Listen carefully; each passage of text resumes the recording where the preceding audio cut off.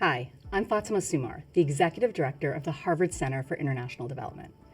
Throughout my career, I've had the privilege of working as a development practitioner in the government, from being the Vice President of Compact Operations at the U.S. Millennium Challenge Corporation to senior roles at the U.S. Department of State and the Senate Foreign Relations Committee. In civil society, I've had the privilege of working with organizations like Oxfam America and the American Civil Liberties Union. Throughout this career, I often get asked by students, well, how do I get my start in international development? What can I do? Where can I have an internship? Where can I have a job? I'm here to tell you that a career in international development is a powerful avenue to create impact. And I want to help guide you through some key considerations and steps for those of you interested in making a meaningful impact in this sector. International development is a really broad sector. It can cover areas from public health to human rights to economic empowerment to gender equality to agricultural reform and much more. The first step is think deeply about what resonates with you. What sector drives you? What is your passion?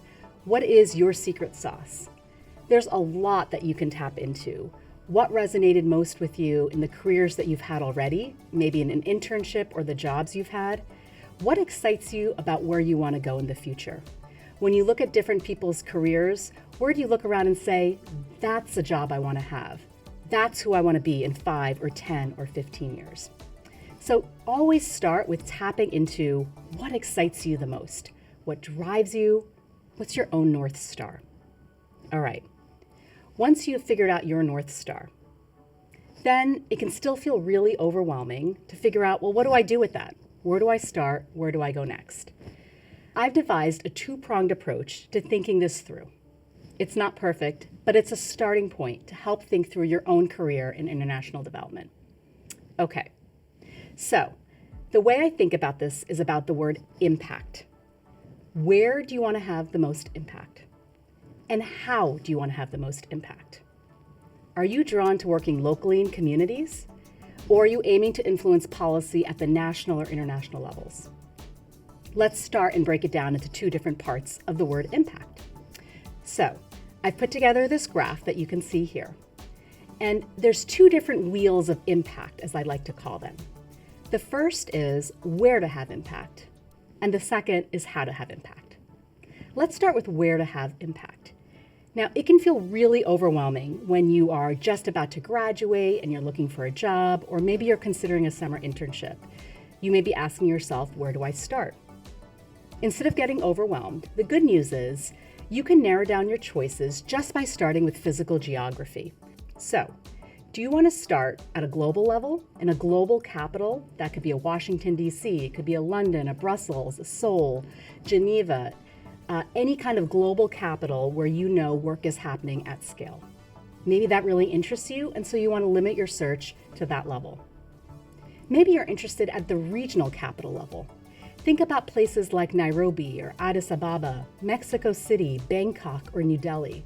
Places where you will be at the cutting edge, both at a national, but more importantly, a regional level, because those capitals have influence more broadly within the region.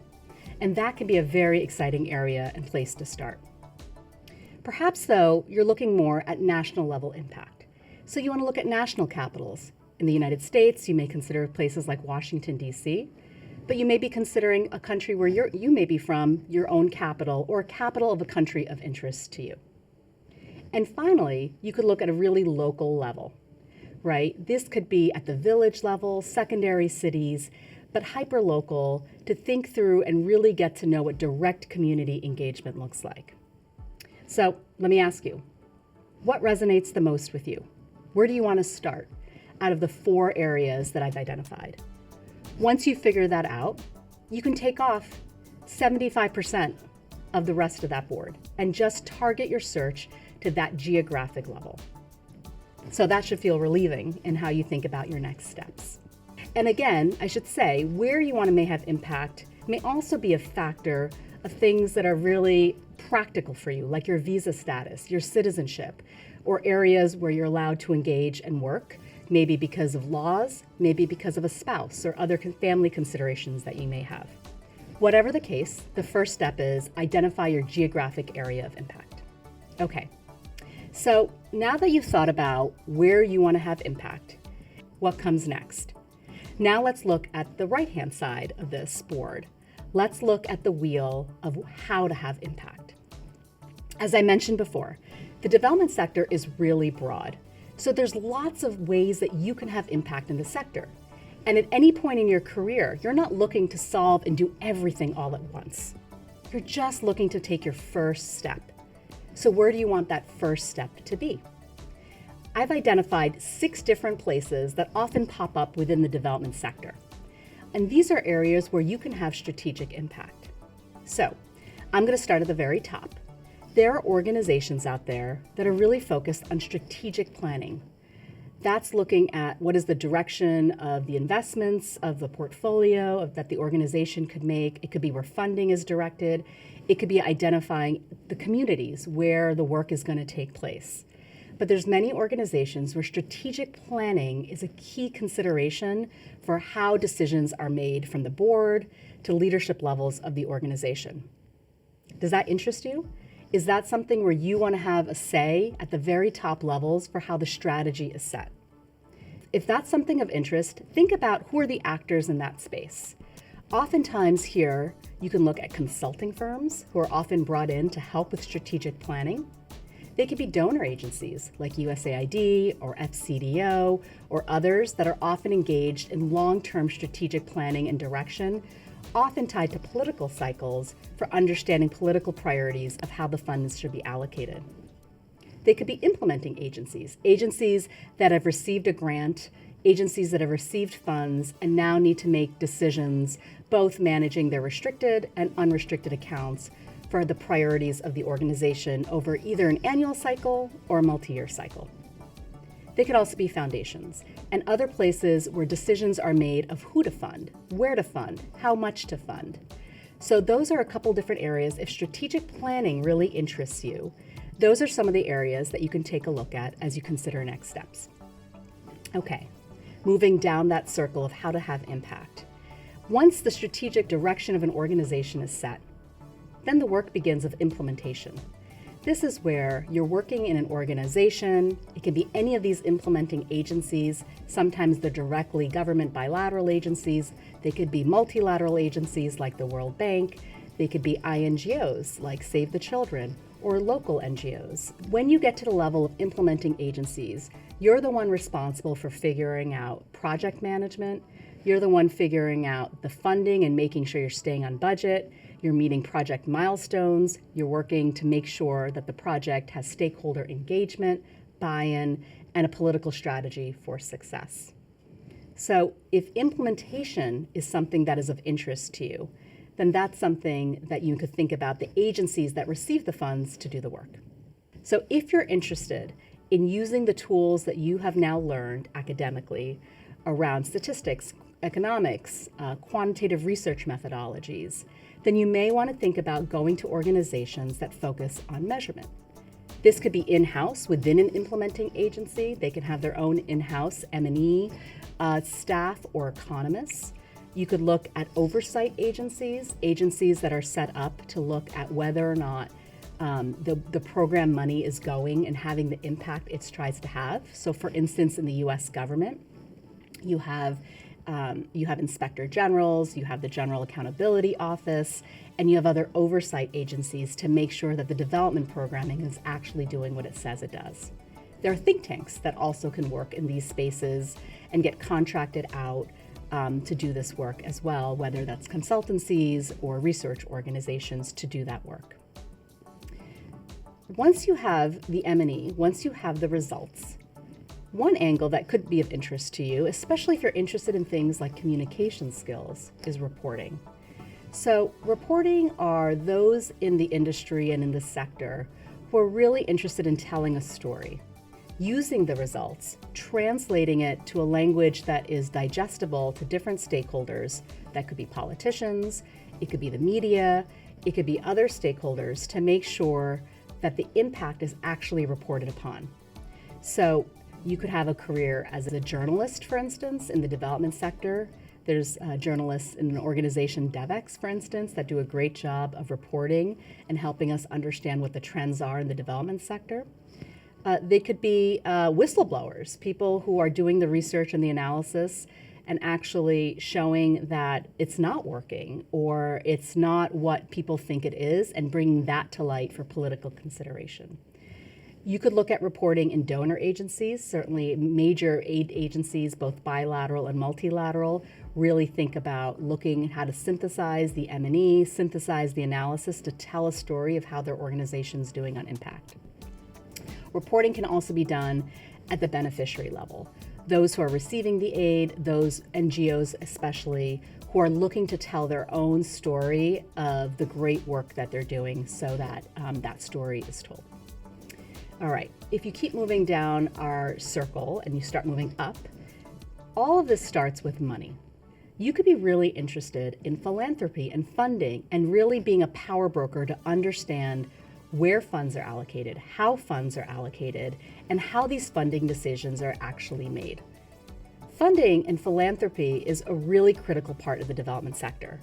As all of you know, if you're interested in this sector, oftentimes programs are underfunded.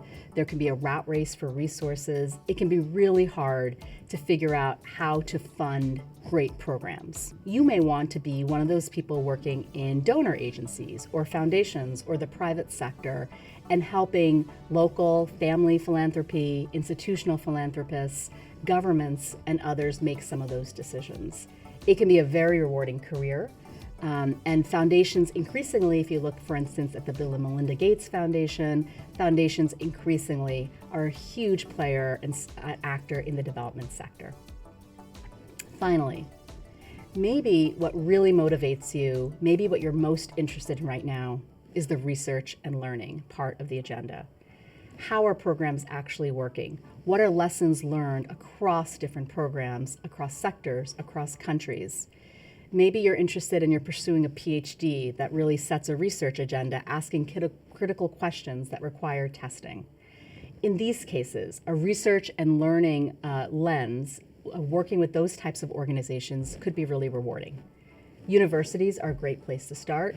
Certainly here at the Harvard Center for International Development, we work with many fellows, postdocs, and PhD students to support their learning and research. Other universities similarly have invested in these fields as well. Think tanks could be a great space to consider. Organizations like the Center for Global Development come to mind here. Donor agencies are increasingly investing in a learning and research agenda. I know that's the case at USAID and many others as well. And finally, philanthropists and foundations are increasingly investing resources both in their own headquarters to understand a research and learning agenda, but increasingly also embedding researchers with recipient organizations, NGOs, and others so that they can be as close to possible on the ground. So let me ask you now, what resonated with you on how to have impact? Was it strategic planning, implementation, monitoring, reporting, funding, or the research and learning agenda? Once you've narrowed that down, congratulations, you've actually done most of the work of your journey in figuring out a career. You figured out where you want to have impact, right? Looking at the geographic scope, your institutional geography of institutional impact, and you started to figure out how you want to have impact. What specifically, what type of organization, what type of mission would be the best match for you? So identifying these two circles from these two different wheels can help just give you a great place to start. Now, you may be wondering, well, what do I do next? There's lots of great resources out there, and certainly check out some of the ones that we'll be posting at Harvard CID as well. But whether that's your university career services that could have great resources on careers in international development, the many job boards that exist to look at different job opportunities, but also platforms like LinkedIn and connecting to alumni and other mentors in spaces that resonate the most with you are really great places to then say, I've identified I want to be working at this global level or at this geographic level, and I've identified that I want to be working on this specific area. Who else is in that space that you can talk to? What types of jobs are currently open on the market or internships that you can look at? So I hope that this is a great starting point for you as you embark on your own career in international development. We here at the Harvard Center for International Development host many events we'd love to invite you to. Everything from our lunchtime speaker series on Fridays to career chats with leading practitioners and researchers. Check out our website, check out our LinkedIn post, and our many resources on CID Voices to see who inspires you. Who do you want to be in 10 years? And how can you lay the journey forward so someone wants to be you in the next 15, 20 years, and you can pay it forward as well. I'm really glad that you've chosen a career in international development. It's been one of the most rewarding choices I've made personally and professionally, and I can't wait to see you on the other side. Thanks for joining me in this video.